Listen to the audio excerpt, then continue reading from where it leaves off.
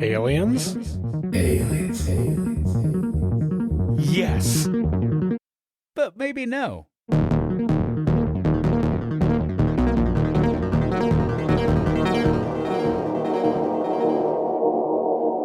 Well, welcome back to our show. Aliens, yes, but maybe no. Josh and Travis. I'm Travis. I'm Josh. And this is an otherworldly podcast as ambiguous as our title. Very good. Did I get it? Yeah. Did I get it right? Yeah. Oh my God. All right. I was worried that the internet was going to get in the way, but it didn't. Nope. Josh. Why are you worried about the internet getting in the way? Don't we meet in person? Well, we used to. Oh my gosh. It's a sad day. It was a sad day. But now I get to see your face through ones and zeros. And zeros and ones. Yep. Yeah. Travis and I are doing it remote this time. Mm-hmm. I moved. Yeah. Travis moved. I moved and I moved that we still get to do this podcast. You are moved that you still get to? I moved and I moved. Oh. Sad face emoji. Can I do that reaction? I don't see one available. They don't allow sadness on podcasting. No, it's already full of sad people. If you're recording a podcast, you're trying to sell something. Yeah. Yeah. And we are actually doing a special episode. This isn't going to be one of our normal drops. We are, and guess what? It's going to be released the same day as another episode. So how much do we love you guys that you get a double record? A twofer. Mm-hmm. Pretty exciting. The answer is a lot. We love you guys a lot. We do. Too much, actually. Whoa, I didn't say that. I love you guys just the right amount. Yeah. So today we're recording this because we just had another congressional hearing. Yeah. And that's important. The usual oversight committee. Yep. The topic of the congressional hearing was titled Restoring Public Trust Through UAP Transparency and Whistleblower Protection. Yep. So that was on September 9th. Mm-hmm. And I loved it. I liked it too. I think there was a lot of information. So let's talk about who we saw here really quick. The witnesses, right? Yeah. So I'm just going to run through, and then Josh, you can give me a little bit of background information on them. But we had Jeffrey Nucatelli, Mm-hmm. Chief Alexandro Wiggins, George Knapp, the boss, Dylan Borland, Joe Spielberger. So really quick, when it said Chief Wiggins, I couldn't stop laughing. Because of Simpsons. Exactly, The Simpsons, but it's Chief Wiggum. Oh, yeah. It just was like such an easy... It's close enough. It was just like such an easy connection to make. And so every time I saw it, I was just like, ha ha. I'm an idiot, though, so just surprising nobody. Yeah, and he is a U.S. Navy senior chief petty officer. His opening statement is about a specific unexplained event he witnessed and the need for military leadership to address these encounters officially. Right. That was his opening statement.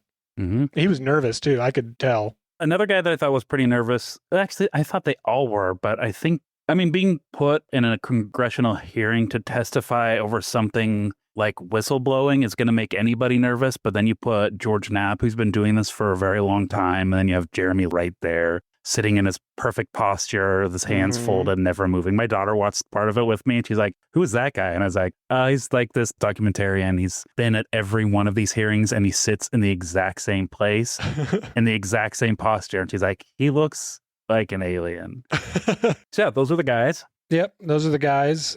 So I'll kind of go through each one and kind of what their opening statement was. Yep. So Jeffrey Nucatelli, he was the U.S. Air Force veteran. His opening statement focused on the psychological impact of seeing a UAP and how the stigma prevented him from speaking out for years. These events profoundly changed my life and the lives of my friends. We stand at a pivotal moment in history.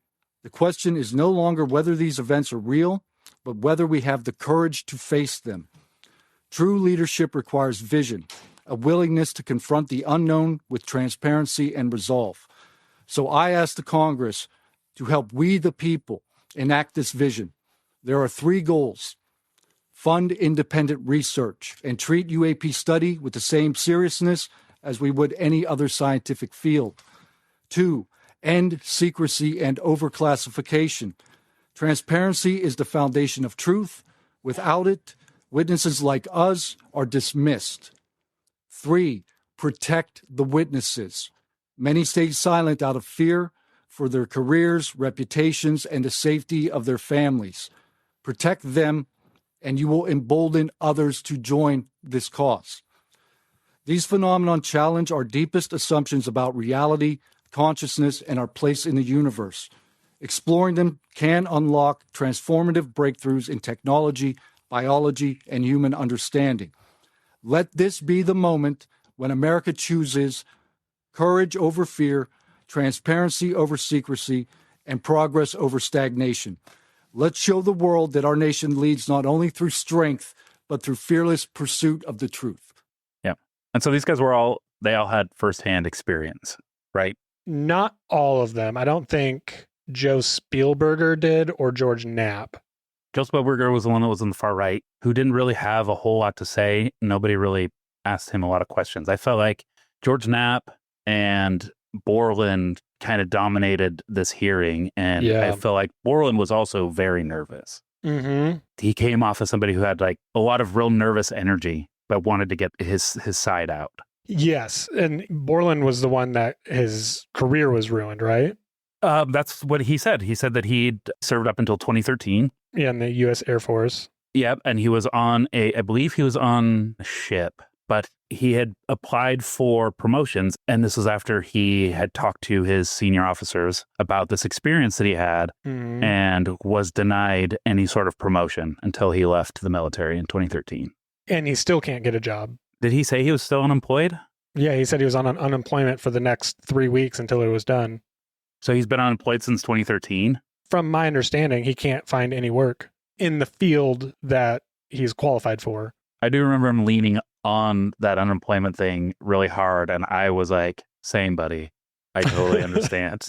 But I found he was like a good entrance point for people watching this. He had like a real approachable, even though nervous personality. And a little bitter, which, I mean, he should be, because he reported what he saw and experienced to the right people, and they treated him really bad and basically just canceled him from anything that has to do with military or government. And it sounds like everybody was trying to cancel Kirkpatrick. He was the former head of Arrow. Yes. She even said that she would love to subpoena him. Yeah, right from the jump, she said that he's a documented liar. But she came out guns blazing against this one former head. It was wild. Well, he's the one where George Knapp kind of talked about it, where he, in his position in Arrow, he opened it up for whistleblowers to come and be safe and talk about it. And then he said it kind of turned into a disinformation campaign witch hunt, and it made it so the whistleblowers would not come forward because they were just, anytime someone brought up their experience, they would be instantly like, oh, that's not true. We actually got the footage, and what you saw, it was not real. Right. And George Knapp's like, there was no footage. Like, the footage was taken away. They don't have the footage. So the guy sounds like a complete ass. Kirkpatrick. Yeah. So we talked about Jeffrey Nucatelli, Dylan Borland. He kind of talked about his retaliation that he faced when coming forward, and he's advocating for stronger legal protection for the whistleblowers. As I sit before you today, I and many other whistleblowers have no job prospects, no foreseeable professional future, and a nation every single one of us came forward to defend. Numerous individuals have come forward in various ways to reveal the truth of the UAP reality as patriots and defenders of our nation. Yet many feel discarded, isolated, hopeless, separated from the country they serve. Efforts to rectify this situation for all whistleblowers have been difficult and troubling. And to my fellow whistleblowers and officials who know this information, I offer you my apology, something that I have never gotten, and I'm giving it to you. I swore an oath to the Constitution of the United States, an oath that demands truth and transparency for our democratic republic to function. Each day, these truths remain hidden from our citizens. Humanity drifts further from the principles our nation was founded to uphold. Each day, victims of crimes committed by agencies and companies maintaining this secrecy are denied justice is another day our Constitution is shredded. In 2023, Patriots provided this committee and the executive branch with undeniable proof of the UAP reality, and I commend your continued commitment. The future of humanity is one which we either travel to the stars or regress to the Stone Age with this technology. My career has been to deliver critical information to decision makers. Your role as elected by your representatives is to act on it. The time to act is now. And that was a big theme in this whole hearing. Mm-hmm. Then Alexander Wiggins, I was saying he was the U.S. Navy Senior Chief Petty Officer, and it sounds like he had a pretty easy going. So he experienced something unexplained, and he was wanting the need for military leadership to address these encounters officially. How were you treated? I've had no pushback at all. I haven't had anyone reach out to me or try to, dissuade me in either direction, militarily speaking. So I was treated fair, and I appreciate the Navy itself with assisting me with coming here to being able to testify. Him being in the Navy versus Dylan Borland being in the Air Force, there's a huge difference. It seems like the Air Force was like, no, absolutely don't talk about this. The Navy was just like, yeah, no, you need to talk about this. Like, he had no resistance, and he actually had a little bit of help, it seemed like. Yeah. So Air Force bad, Navy good? I wouldn't make a sweeping comment like that because it all depends on who's in charge That's true. and the sort of culture they're trying to create. And that changes over time as Yeah. people move on and out of military branches. And with like accessibility of information, I think people are being a lot more aware of what they're doing and saying Mhm. because it's a lot easier now for people to have that comeuppance, right? Like Yeah. you can't hide things like you once could, even back in 2013. Like things are coming to light and then there's just so much information out there. So you have to be Mhm. very careful about what you do and say. Yeah, and George Knapp, and I think one of the representatives mentioned as well, that the people that are coming in and out of the government, these people that started all this campaign with aliens and the government and everything, they're all gone. So these are new people coming in, and most of the time, newer people aren't going to come forward and whistleblow, Mhm. especially if they're brand new. They have their whole career ahead of them. There's no original people. So it's a legacy program, basically. What do you mean? Legacy where they're continuing the legacy of another generation. And George Knapp was saying that it's so embedded. He was very apparent, like, this is great that we're doing all this, but I don't think it's going to help. That was the thing. So when Rep Burleson, who came off as like a little bit of a kook, tried to paint this picture that the government was actually hiding this, and that is George Knapp kept correcting him, saying no, he didn't say the military, but he was saying it is not the government. Like we're here in this hearing, we've been trying to get this brought to light, just like you guys have been for the last 50 to 75 years. Like we've been trying. There are people though that are involved in keeping this quiet, but it's not like the people that we're seeing before you here. Yeah. And then Burleson was like, I think it was either George Knapp or maybe Borland was talking about the technology. And like, we haven't discovered the origin of this technology. And then, yeah, we won't be able to until we go to their planets. And I was like, oh my God. Yeah. I mean, let's say it is extraterrestrial, which nobody really said. They're like, it could be extraterrestrial. It's mostly unknown.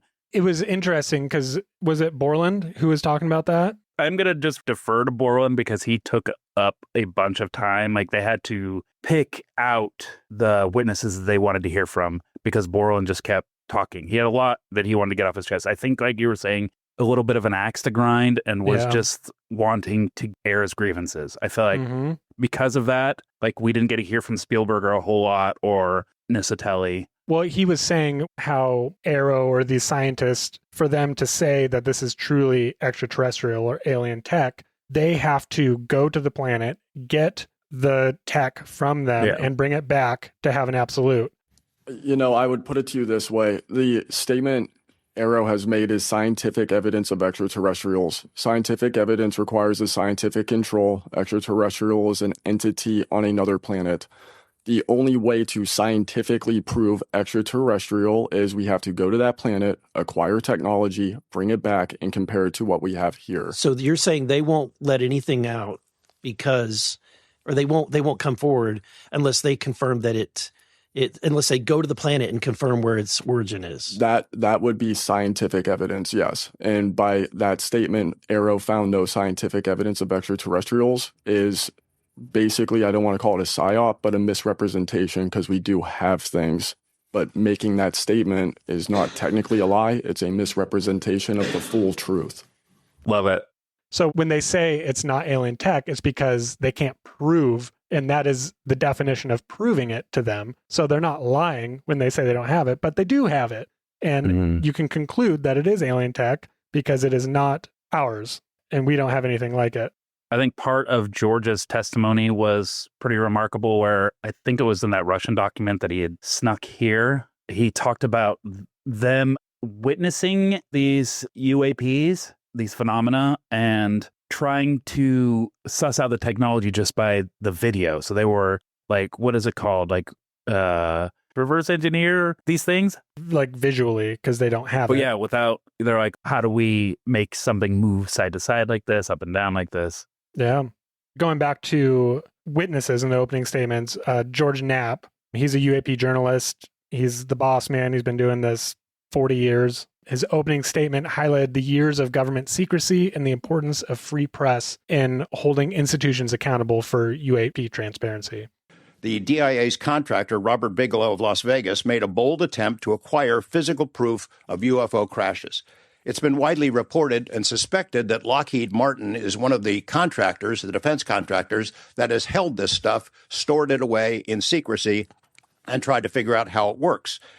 I have confirmed on the record that Robert Bigelow and a trusted colleague from OSAP met with and negotiated with senior executives at Lockheed Martin and hammered out a deal wherein Bigelow's company, Bass, would receive a quantity of unusual material that had been stashed away and protected at a facility in California. That material was not made here. It was really interesting how he spoke a lot of the times when he talks about these private contractors like Lockheed Martin, where he's just like, they're not doing anything wrong. They're doing what they're told to do by the government. Yeah. And they're doing it Yeah. really well. We can't Yeah. blame them for that. And then because he's a journalist, he gave a couple names of people that had given him these documents, but then also said Lockheed Martin, Lockheed. And then he's like, you know who the other ones are. They're big players in this field. Yeah. But I always forget that George Knapp comes at this from a journalistic point of view. And so he's just interrogating the way a journalist would, trying to find answers. And that's what I love about George Knapp, is it's just like a curiosity. Yeah, he is. And he has nothing. He can't get in trouble, like some of these guys that are actively serving. Well, he could. I mean, he could, but he's journalists not. get killed all the time. Journalism can be a very dangerous business. He's not going to get canceled. Like, he has nothing to lose. I don't think that's true at all. He could still lose all of the stuff. He could lose everything. But not as easy as some of these guys saying the wrong thing. Anything that Knapp is going to say, he doesn't have to have a skiff. I don't think so. I think that's what gives him power. I think that's what makes his testimony so powerful, is it because he has so much to lose. I think all these people, that is what this whole hearing was about, was whistleblowing and how it needs to be protected. And there's a reason George Knapp is there. Yeah.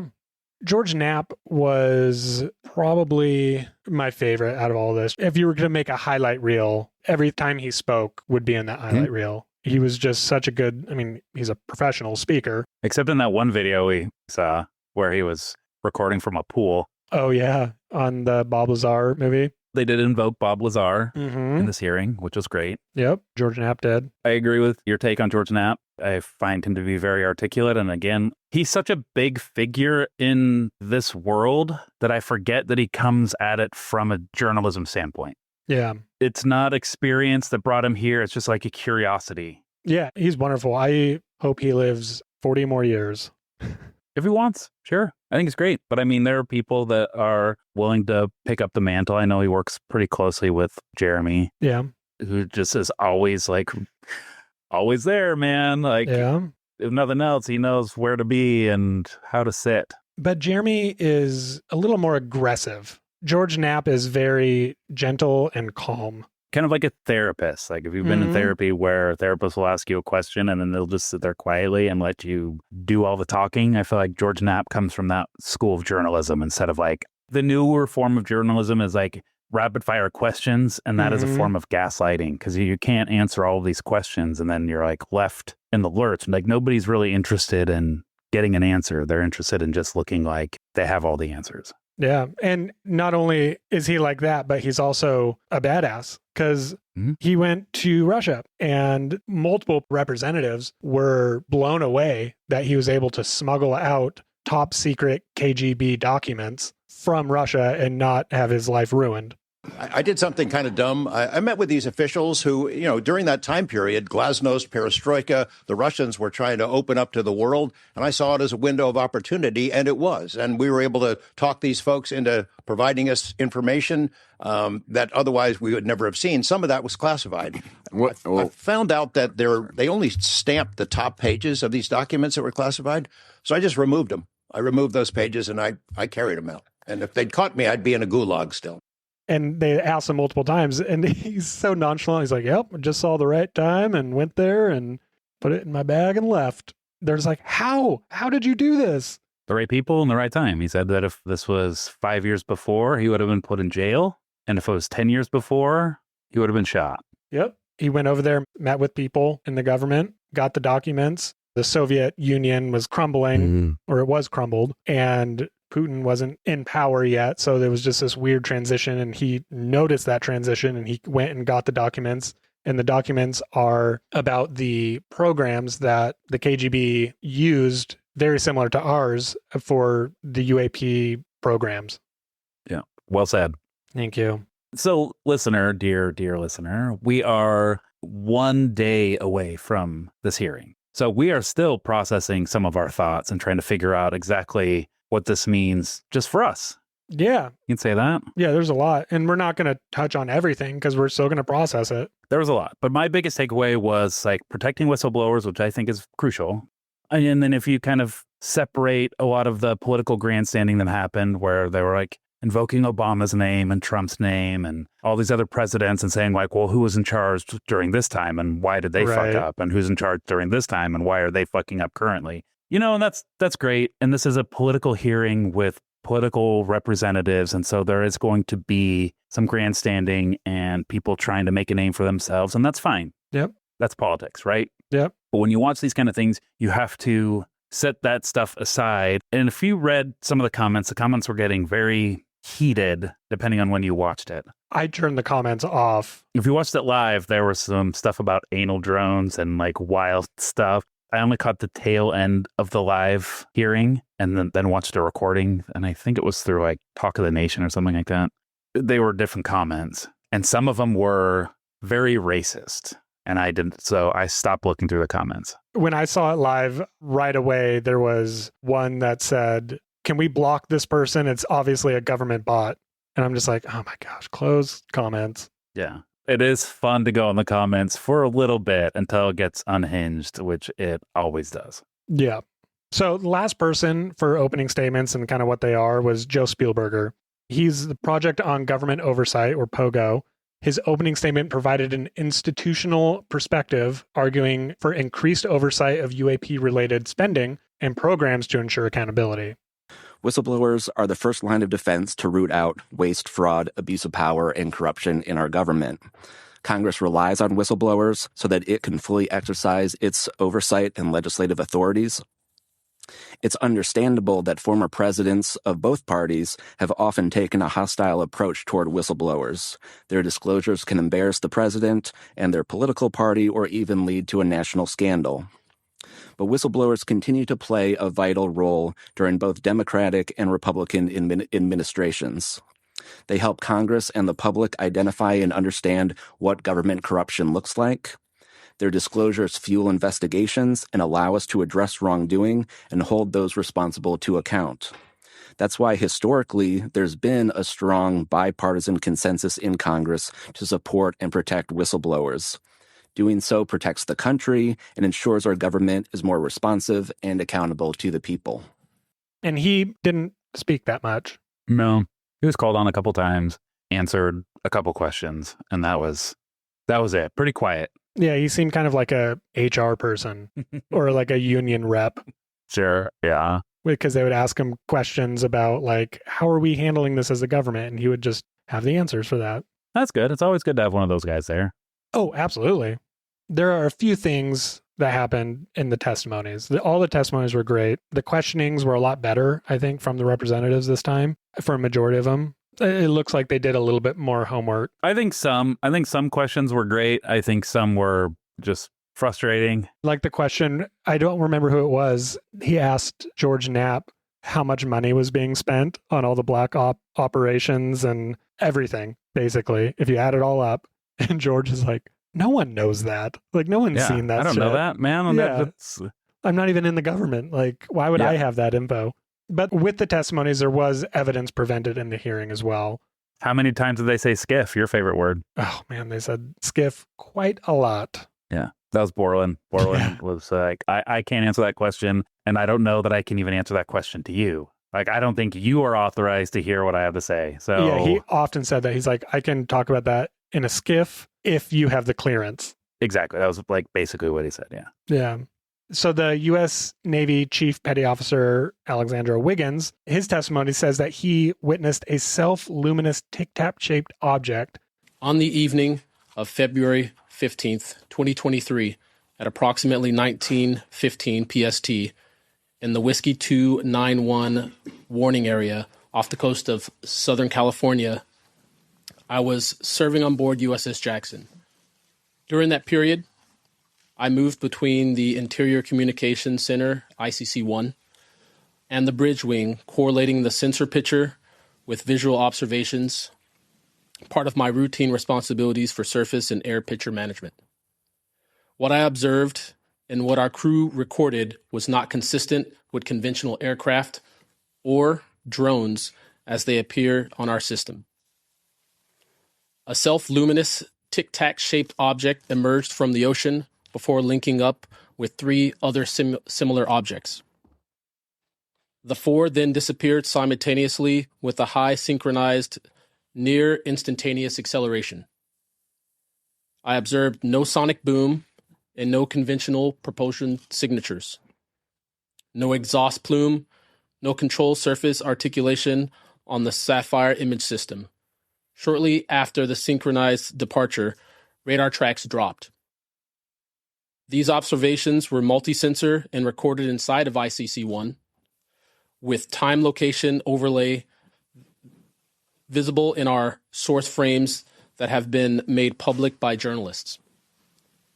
From my experience operating in this region over many years, and consistent with our public characterized encounters, unidentified objects reoccur in United States operation areas off Southern California.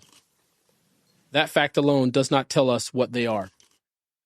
I mean, he had a first-person encounter. Yeah. And I think, like I mentioned at the top of this episode, he wasn't criticized. He was kind of guided on what to do, and everything led him to coming forward in this congressional hearing. And he had the support of the Navy, which is really nice. And that hasn't really happened for most of the people. That's true. I mean, most of the people ended up like Grush, which they mentioned, and he was there. He was there. Yeah. He got stripped of everything, basically. But he was relieved of his duty from the military, and private medical records were released, which is horrible. Yeah, it sucks. But what I liked about Wiggins' testimony was he was very authentic, very real, and he is in a position of high power in the military. And I think there's some credibility that comes along with that, especially with the military doing routine mental checks and psychological checks and physicals. Like, to be able to move up, you have to be some of the best. Yeah. He's still a young guy, and he's mentally sound, and he has a high position, and he said this is what happened, which is really cool. The next one I really thought was great was Jeffrey Nucatelli's testimony from the Air Force. He was the first testimony. He started off the whole shebang. Yeah, it was him first, and then... Oh, so you're ranking your guys. Kinda. Okay. Mine, Knapp, Borland, Wiggins, Nucatelli, Spielberger, as far as information goes. My top two is George Knapp, and then number three is... No, so George Knapp all the way. Yeah. I could have listened to him talk the entire time. Sure. Yeah, George Knapp, Wiggins, Nucatelli, Borland, and then Spielberger. So Jeffrey Nucatelli, his testimony. Nucatelli's testimony was about seeing massive objects pulsing and moving strangely near Vandenberg's Space Force base.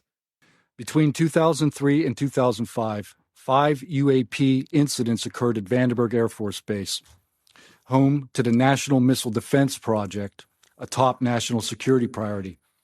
At the time, we were conducting launches deemed by the National Reconnaissance Office as the most important in 25 years. These were historic launches. These facilities were vital, and they were repeatedly visited by UAP. Each incident was witnessed by multiple personnel, documented, investigated, and reported up the chain of command. We sent information up, but we got no guidance down on how to handle these events. I personally witnessed one of these events and investigated others as they occurred. 6 other service members have provided me with the information that I will share with you today. The incursions began on October 14th, 2003, when Boeing contractors reported a massive glowing red square silently hovering over 2 missile defense sites. After several minutes, it drifted further east onto the base and vanished over the hills. This event, now known as the Vandenberg Red Square, was referenced by Representative Luna at the first hearing on this topic. Official Air Force records of this event are in possession by Aero and the FBI. Later that night, while I was on duty, security guards at a critical launch site reported a bright, fast-moving object over the ocean. I responded to the incident. Chaos ensued over the radio as the object approached rapidly. I heard my friends screaming, "It's coming right at us, it's coming right for us, and now it's right here." Moments later, I heard them say that it had shot off and was gone. When I arrived on scene, I talked to 5 shaken witnesses who described a massive triangular craft larger than a football field that hovered silently for about 45 seconds over their entry control point before shooting away at impossible speed. About a week later, another patrol reported a light over the ocean, behaving erratically. Believing it might be an unannounced aircraft, they declared an emergency, and an armed response force responded. Before the forces could arrive, the object descended and either landed or hovered on our flight line, and then took off again at impossible speed. The witnesses to this event were threatened and intimidated afterward. They were told to keep quiet and think about what they were reporting. After that, things did get quiet until about 2005, when another patrol reported a massive triangular craft larger than a C-130 silently floating over the installation. He watched it for a few minutes. It traveled west and disappeared into the night. And then I had my own encounter, again in 2005. I was off duty, sitting in my backyard with 2 other police officers when we noticed what first appeared to be a satellite in orbit, but it wasn't acting like a satellite. The light was strange, it was pulsing, and then it started to maneuver. It dropped in elevation.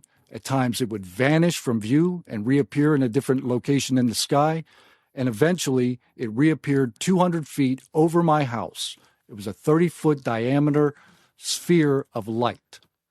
My friends and I watched it for a moment, and then it gently accelerated and traveled up and disappeared into the stars.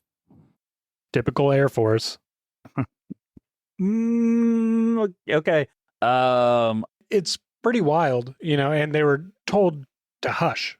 Yeah, I mean, I can understand why, because this is a guy who was in a position of power, and then he sees this thing, and they're like, don't say that, it makes you sound insane. Like, that, I feel like, is the approach that a lot of these people get, but they really believe it, and it hurts their feelings, and they're trying to share something that they experienced, whether or not it's true or not, but it was an experience they had, and they're getting shut down. So we saw that with Borland, like, acting, out of spite, maybe, and having hurt feelings. That nobody was taking his experience seriously. And it's the same, I think, with this guy, Nucatelli.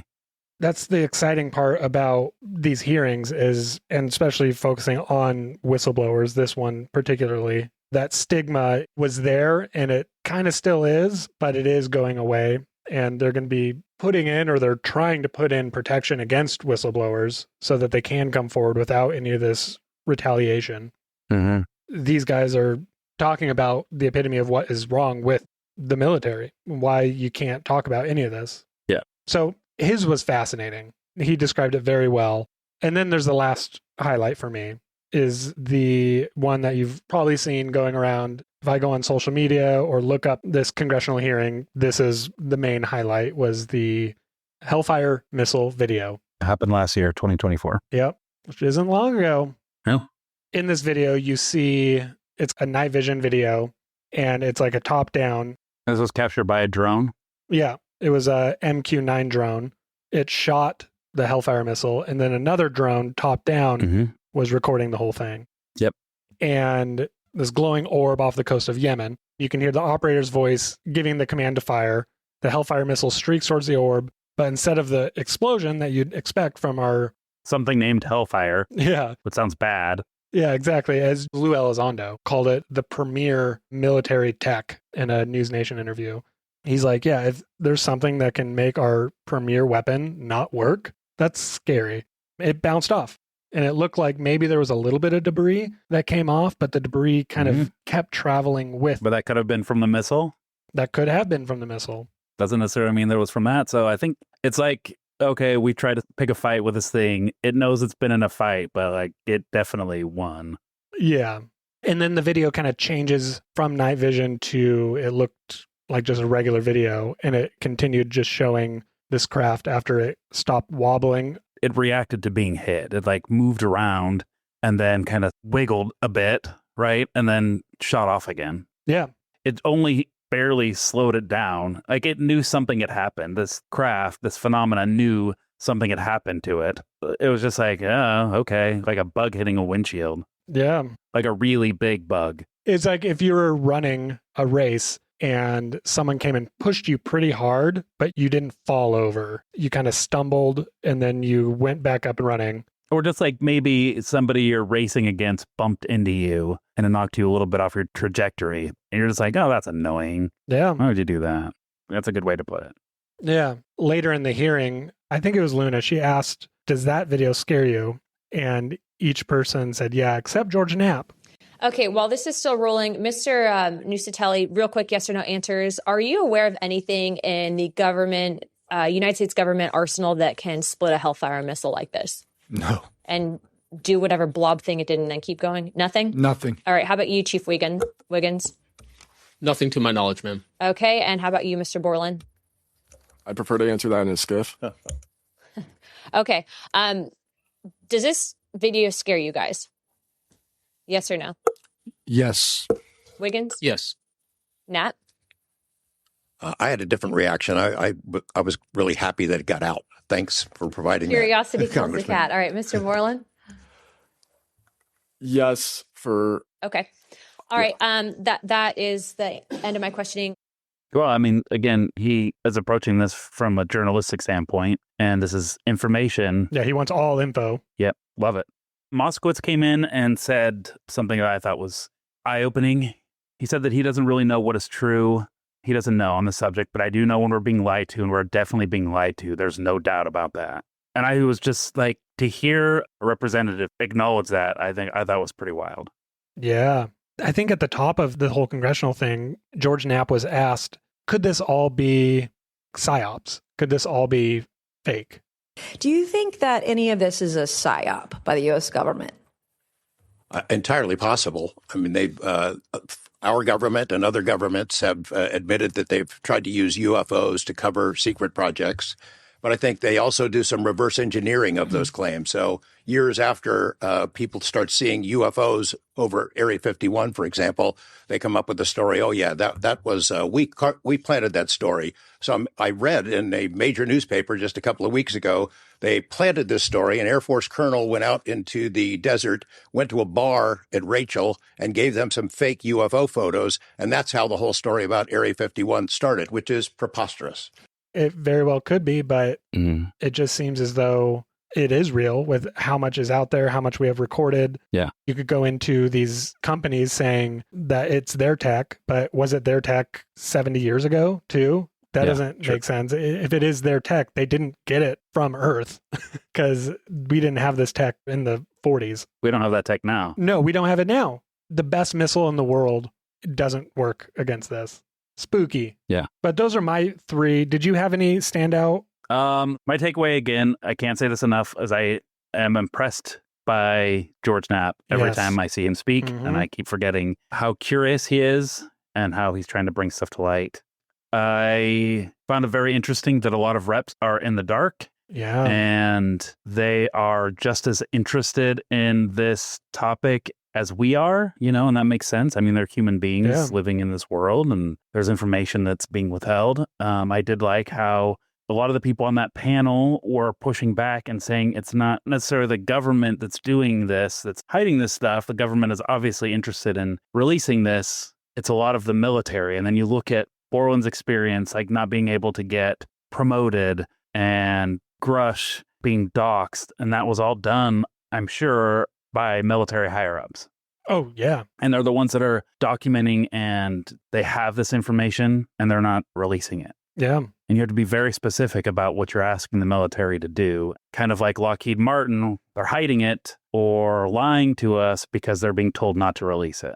And Lockheed is a military contractor. Yeah, and you can't get that information unless you have the code word or the key phrase. Mm-hmm. And you wouldn't know unless you knew. And you don't know how to ask for the information because you don't have that. Exactly. A lot of these Congress people don't even know where to go or what questions to ask. Or what questions to ask to get the right clearance to be able to hear any of this. Yeah. Yeah, I think this whole thing, I think it was great. These guys weren't just out there telling their stories. They were risking it all for the sake of transparency. So what were your takeaways? Yeah, so my takeaway is that they're there advocating for transparency, all of them. Like you said, we see the cost of whistleblowing and what that can do just through Grush and Borland. George Knapp talking about the push for transparency. That's what all it is, just the conversation, opening it up. It's amazing that it is happening. It is happening, but it's not enough. I don't think overall there is definitive proof about all of this because we haven't been to the planet. We haven't gotten the stuff. I don't like it's so silly, but there's some things that you don't need the scientific proof. Like it's there. Well, you don't need to go to whatever the planet is to understand why things work the way they do. I thought that was just like what we have to go to this planet. Well, what planet though? It was just a wild jump to make.